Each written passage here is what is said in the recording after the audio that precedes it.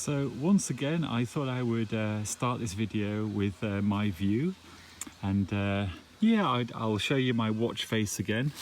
Oh, I don't know if you can see it there. I'll spin around and see if it's yeah, the sunshine is right in front of it, so I don't know if you got that, but anyway, there is my view, and the video will follow. So today's video is I'm going to tackle the headline politics, and let's see where we get on. Now, once again, I feel obliged to offer a caveat or an information notice about transparency and to reinforce that what I'm about to say is my opinion, and I believe that we have free speech, and that's what I'm relying upon. I still feel very much being censored. Yeah, I mean, I was about to say, I was trying to think of a word to describe what it's like when you feel that you can't say what you want to say. And, you know, I'm not aware that I'm trying to say anything, you know, silly or harmful or, you know, disruptive. So I don't know why I feel this way, why I feel like I'm being censored, because I shouldn't be, because I'm just offering an opinion. Anyway, back to the title, politics. Now, this is an interesting one, and I'm going to have to make reference to a little bit of my, I suppose it's work experience, or my, you know, whilst working experience, because I suppose we end up with our opinions and thoughts based on our work experience and our experiences in life, and you know, so that's where this stuff comes from. But once again, remember, I'm a business consultant, so I'm supposed to know what I'm talking about in the context of business and you know, performing business function and operations, you know, in this world that we live in. But okay, so I looked at this title, politics, and I thought I'd better wait on a little while to prepare for it. But it jumped out at the title jumped out at me yesterday because I was aware of the sleaze row that was taking place in the British Parliament and at Prime Minister's Questions in the UK. We have a Prime Minister's Questions every Wednesday. And yesterday, apparently, this was one of the worst rows that they've witnessed between Keir Starmer, the leader of the Labour Party, and the opposition, against Boris Johnson, the leader of the Tories, the Conservative Party. Anyway, they basically had a row. And they were rowing once again because of sleaze and a particular MP that had been caught with his hands in the till. And I think that this MP, I'm not going to mention his name because, you know, I'm so worried about censorship. So I'm just omitting names from this video to see if, you know, this one's okay. But he'd been caught with his hands in the till, and of course he's a lawyer. He's got a legal background. I might have just got mixed up there. I think this guy's a lawyer, and I think it's to the tune of about £1 million, you know, in the year. So he's an MP, and he's been doing a bit of work on the side.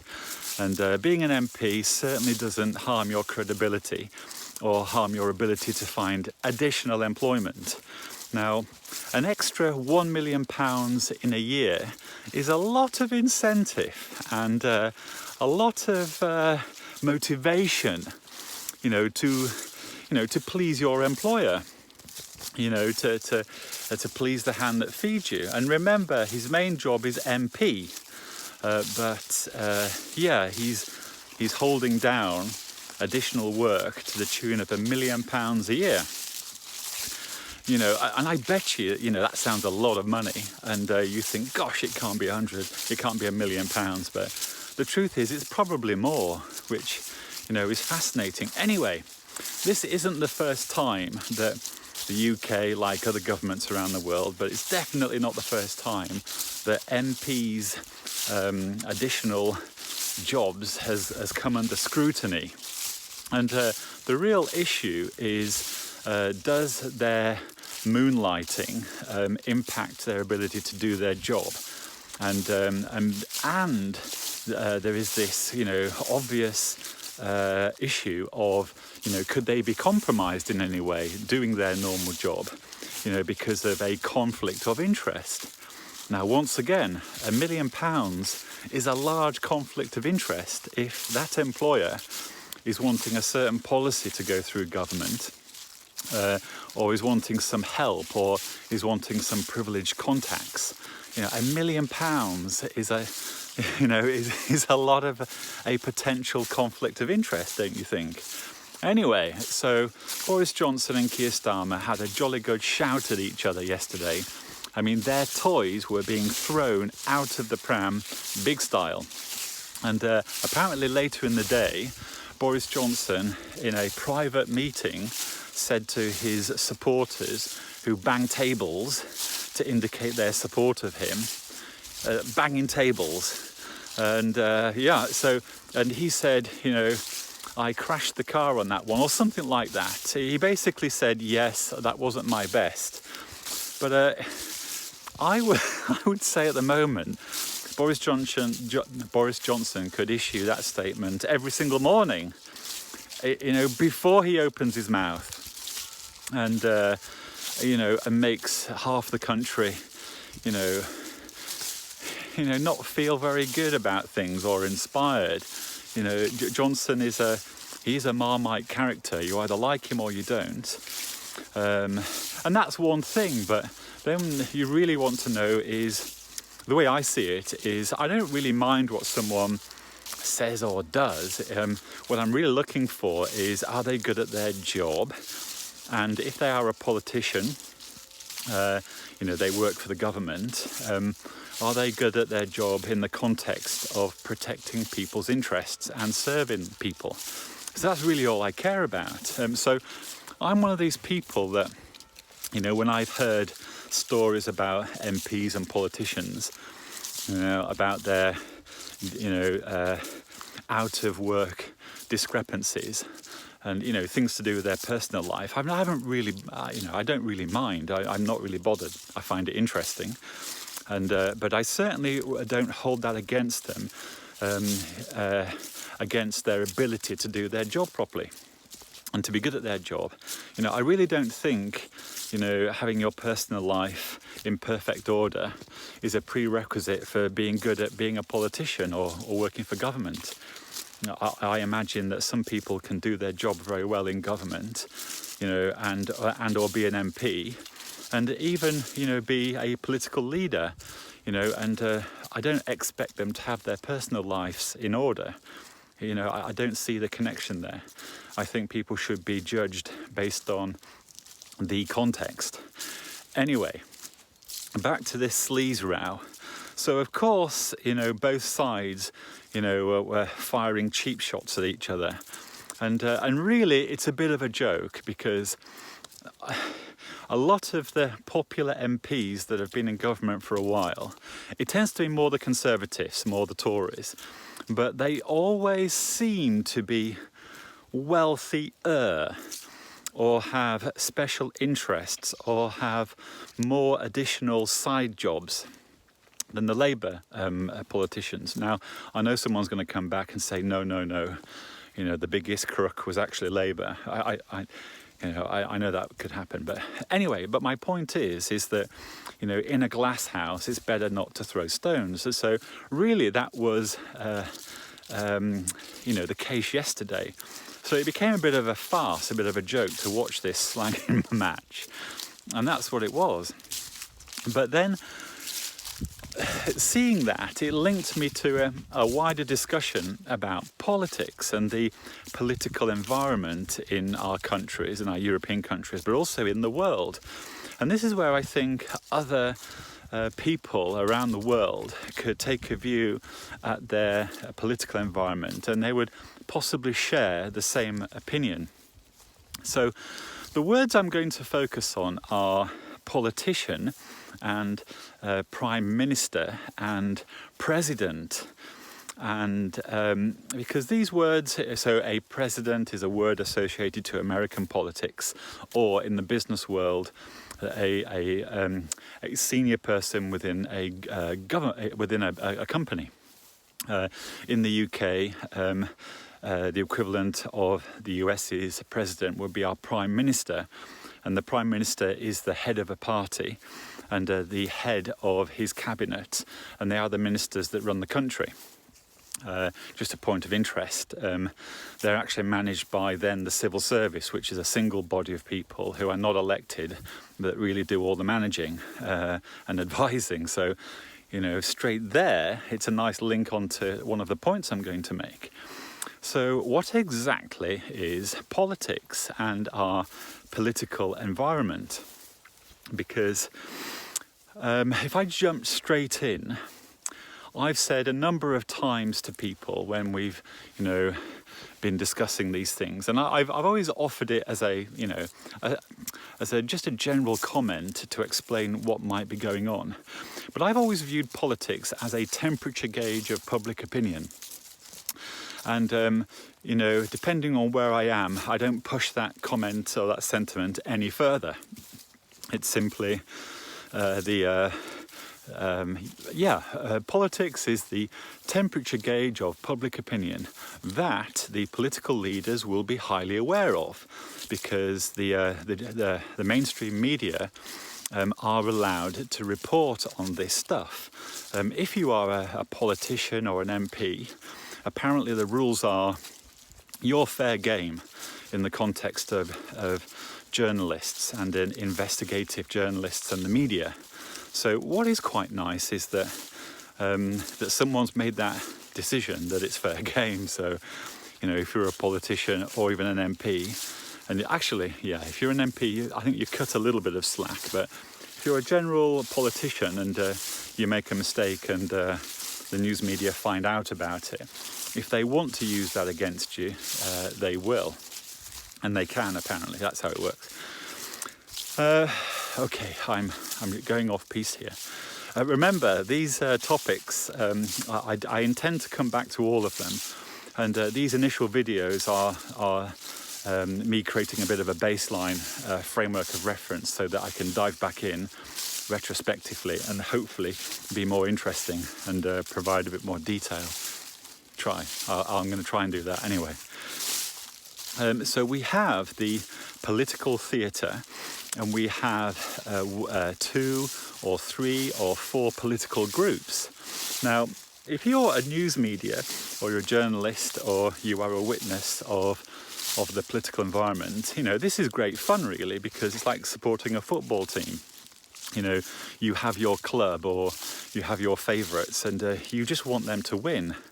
And so the House of Parliament in the UK, you know, it's a bit like a theatre, or a stadium, where your team arrives every week, you know, to actually do, you know, some proper work, you know, deciding on policies that, you know, that on the whole do benefit the general public. So that's all good.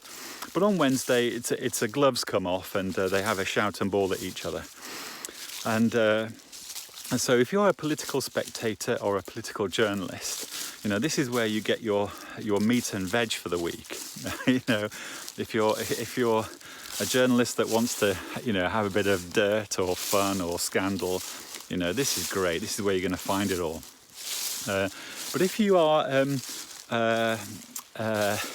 you know, somebody wanting to actually do your job properly and unearth real issues, well, you know, the surface will be there as well. So we get the sleaze stuff and the very real issue of MPs doing moonlighting, doing side jobs to the tune of £1 million in addition per year, you know, does need to be raised, because accountability, credibility and conflict of interest aspects of those things that do need to be thought about, because essentially the MP, the representative, is there to do a job for the public, not for themselves. And it's very easy to see that if you are supposed to be you're doing your job as a member of Parliament, but yet there's a £1 million incentive behind you for you to be doing something else, you can see there's a conflict of interest. So that's what they were debating yesterday, that turned into a shouting match. Okay, but back to the shouting match, back to politics. So I've said in the past it is a temperature gauge of public opinion that politicians are aware of. Now, I think that is the high point of the value of the political environment.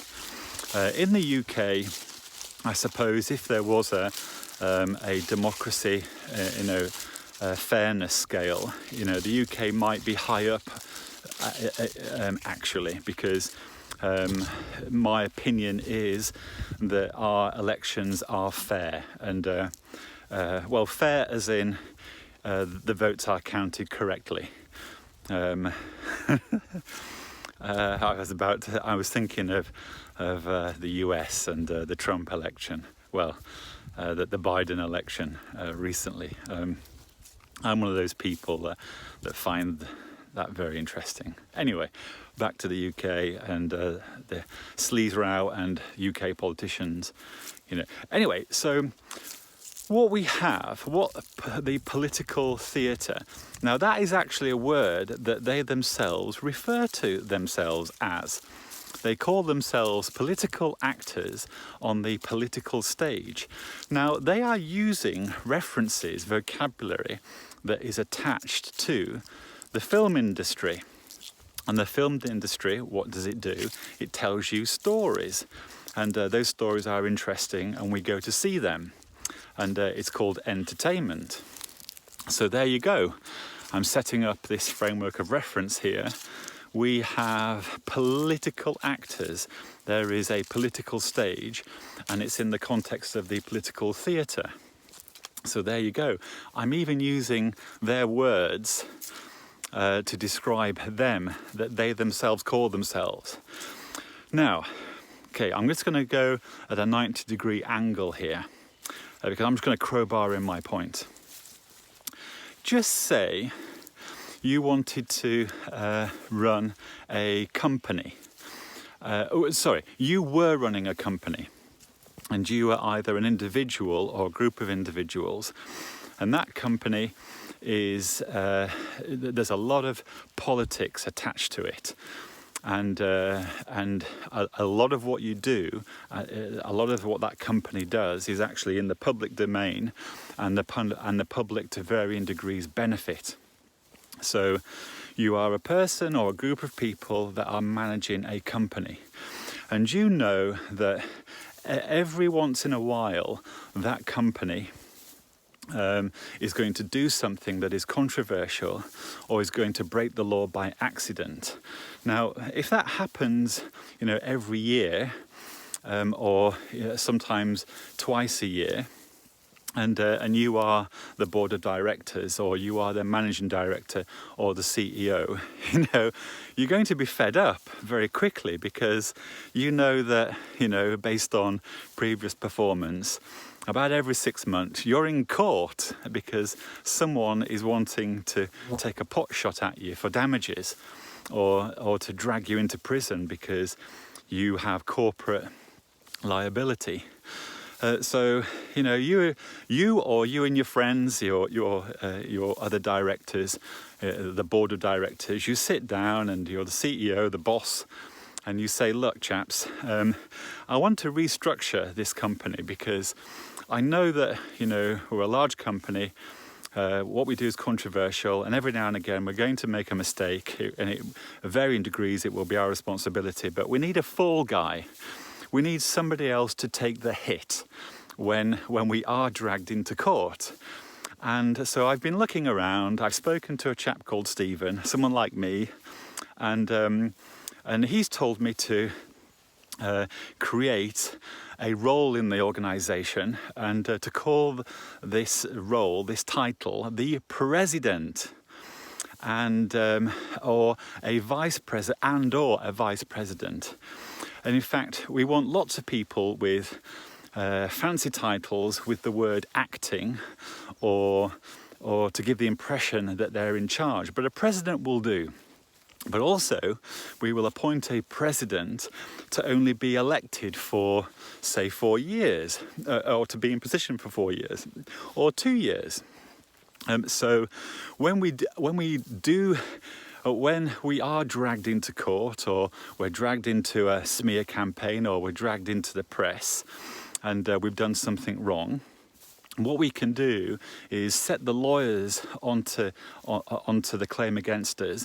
That will spin it out for at least 2 years, and by then the person who was the president at that time, he will have actually left his presidency, and we can just blame him, and that's how we will do this.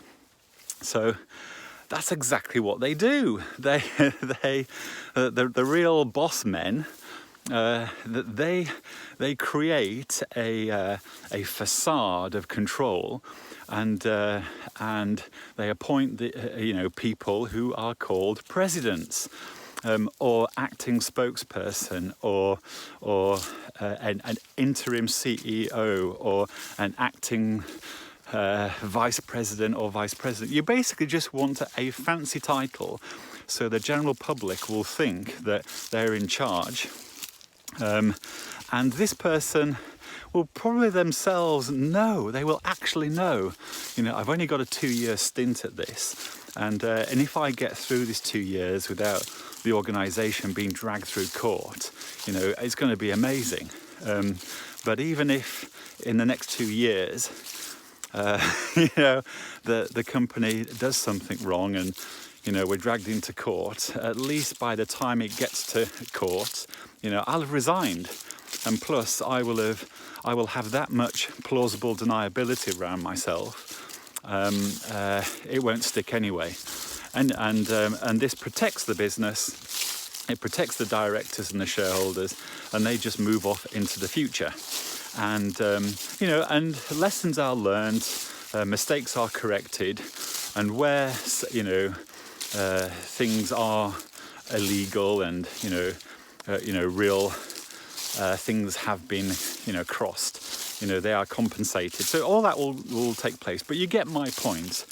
My point is, many titles like president, vice president of companies, of organizations, a lot of those titles are for people who are fall guys, or they are people to hold the fort for a set period of time that will be responsible for anything bad that happens in that period of time. And also they'll get a little bit of reflected glory from the good stuff. And if they are really, really good, they'll be elected, or they'll be asked to stay on for another 2 years. And that's when they really, get paid very, very well. Sometimes they get performance targets, but you can see where I'm going. So the point I'm making is that some job titles are strategic, and they are there to protect the business. Right. So now I'm going to link that to the political environment. So this is where, once again, I have to offer, this is my opinion. I'm probably wrong, and I'm probably talking nonsense. And if that is the case, no one's going to care. No one's going to care what I think. I am completely wrong. But if I was running a country, say a small country, say if I bought an island and I shipped a load of people onto that island, and I called it Stephen's Island, and basically, I'm quite a nice chap, but I basically just want people to do what I want them to do, and I build the island, I import a load of people, let's say about 6 million, and I say to everyone, look, I'm the king of this island, I'm your prime minister, and this is going to be the best island. We're going to have tourism, we're going to make stuff, we're going to have a great economy, jobs for everyone. you know, and for a year or two, everyone thinks I'm great and, you know, we have no problems. But then, you know, beyond my control and, you know, something I haven't done, you know, one of my minions, you know, is caught up in sleaze and, you know, has been caught with his hands in the till, you know, maybe sold some weapons to someone that they shouldn't have sold them to, or, you know, has taken a huge backhander to build some hotels somewhere. And, you know, the news media get hold of him, and I haven't had chance to prep him or anything, or tell him that if he tells on me, he's fired. And so they get to him, and, you know, he's under pressure, and he says, well, look, you know, King Stephen, you know, he never told me not to. As I'm aware, I was within the rules. And, you know, and I will resign. You know, but then it falls back on me. And I don't, you know, I don't want to take, you know, take the heat for this, because I never did it, you know, and his claim that I never told him not to do it, that doesn't wash, but he's my friend anyway, so I don't really want to fall out. But what I'm aware of is that I'm left with the blame stick. And so, you know, the journalists have a go at me. And so I'm able to get over that by speaking to the owner of the news media company and saying to him, you know, look, John, we're good mates. Your journalist is giving me a hard time here. Do you mind shutting him up? And I will see you at the weekend for a round of golf. And so eventually I get rid of that journalist, and you know, things are back to normal. But you know, I'm thinking, gosh, I don't want this happening again. You know, all these minions I have, they're all very good, but, you know, one of them making a mistake and being caught with their hands in the till, you know, it is highly likely it's going to happen again. So what I'm going to do is create, I've been looking at the UK, I've looked at America, and I quite like the presidential system. I quite like the British system, actually.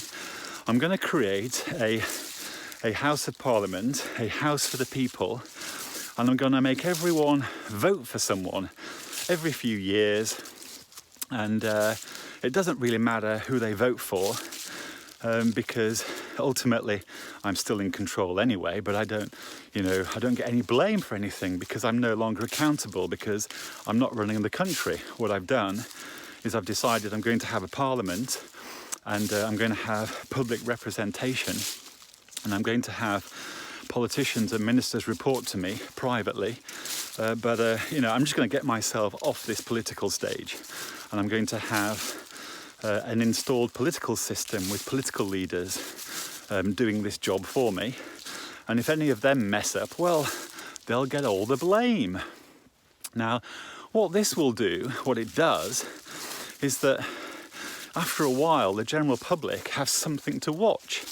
And the news media, you know, make all the claims that they're that their politicians are in charge and they run the country. And to a large degree, for a lot of the administration, that is absolutely correct. You know, I'm the king, and you know, I don't want to have to make decisions about what colour a school should be painted. You know, so you leave that to your governments and your politicians. You know, I just want to get on with my life and, you know, and run and own everything. So I've created this political environment, and I've installed, you know, a few parties, and of course there'll be some other parties that naturally form, and that's quite fine. Everyone can vote for whoever they like, and their party is installed, and when they make a mistake, and they will, you know, they will be unelected, and at the next election cycle, you know, they'll be kicked out, and another fall guy will be put in place, another political party. Now at that, folks, I'm a little worried that I've crossed a line somewhere. I shouldn't have said what I've said, and but I wanted to make the point. It is politics. Is it what it claims it is? A theatre of actors. I mean, I'm actually quoting the politicians' own words on how they describe themselves. So my question is, in this video, the point I'm making is politics just a theatre? If you like, and this is the big tamale, I suppose, is politics a Punch and Judy show that keeps the general public amused and pointing the finger at someone to blame, whilst the real Punch and Judy controller, or masters, the guy with the controls at the top, is nowhere to be seen, but in the background they are in charge? Is that what politics is today? Is it a good thing? Is it a bad thing? Is there a better system than this? And I think I alluded to that question in another video. You know, what would another political system, what would be a better governing system? A big government, a smaller government, many governments, a world government. Is that better than what we have today? Because I'm also going to assert that when I've been pushed into a corner and, you know, some clever chaps demanded me to offer more information, I've said, look, right now I'm very tired, I want to go home, but, you know, to answer your question, you know, I'm going to say this myself.